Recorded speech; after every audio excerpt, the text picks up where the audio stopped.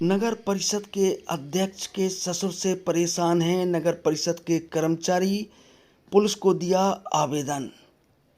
टीकमगढ़ से मेरा अभिवादन स्वीकार करिए। महिला सशक्तिकरण को लेकर आपने मंचों से कई नेताओं के भाषण सुने होंगे, लेकिन बुंदेलखंड में महिला सशक्तिकरण की क्या हकीकत है, आपको कराएंगे रूबरू। चलते रहिए मेरे साथ।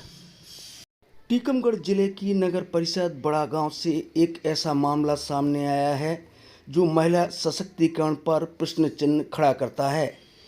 यहाँ की अध्यक्ष महिला हैं, लेकिन उनके ससुर रामलाल प्रजापति का कितना हस्तक्षेप है कि आखिरकार सारे नगर परिषद के कर्मचारियों और सीएमओ को पुलिस में आवेदन देना पड़ा।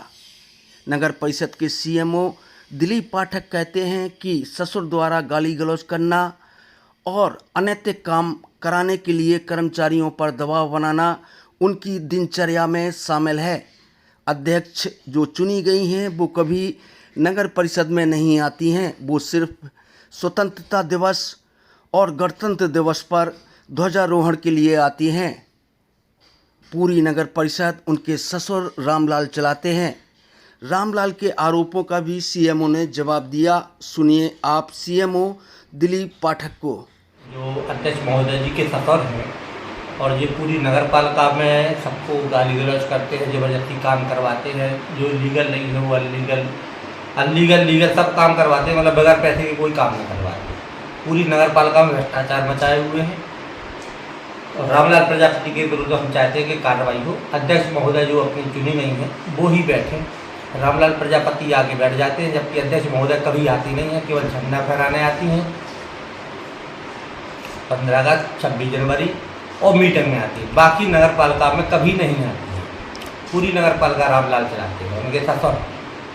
और रामलाल प्रजापति का आरोप है कि कर्मचारी द्वारा पदमुद्रा का गलत उपयोग किया जाता है, सीएमओ की दस्तखत डाल दिए जाते हैं। नहीं, रामलाल प्रजापति जी द्वारा क्या हुआ कि अभी एक 30 तारीख को कलेक्टर महोदय द्वारा मीटिंग बुलाई गई थी, तो कलेक्टर महोदय द्वारा मीटिंग बुलाई गई तो 30 तारीख को साधारण सभा की मीटिंग थी, वो मीटिंग नष्ट कर दी गई थी कि पहले ही कलेक्टर महोदय द्वारा समीक्षा मीटिंग बुलाई गई थी, इसलिए मीटिंग साधारण सभा की नष्ट कर दी गई थी। लेकिन अध्यक्ष महोदय द्वारा कूट रचना से एक कर्मचारी से जबरदस्ती लिखवा के दबाव बनाकर और मीटिंग करवा दी, जबकि वो नियम अनुसार गलत है। तो उसमें कोई प्रस्ताव पारित हुए थे क्या? उसमें प्रस्ताव 39 प्रस्ताव थे। 39 प्रस्ताव में से नगर विकास का कोई भी प्रस्ताव उन्होंने पास नहीं किया।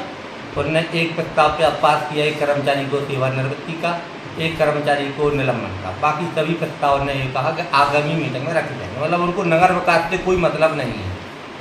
आपकी उपयंत्री द्वारा भी आवेदन दिया गया है, एक वो कस्तूरी मैडम है, उनके द्वारा भी थाना में आवेदन दिया गया है। इस प्रकार से 4 आवेदन दिए गए हैं प्रताड़ना के।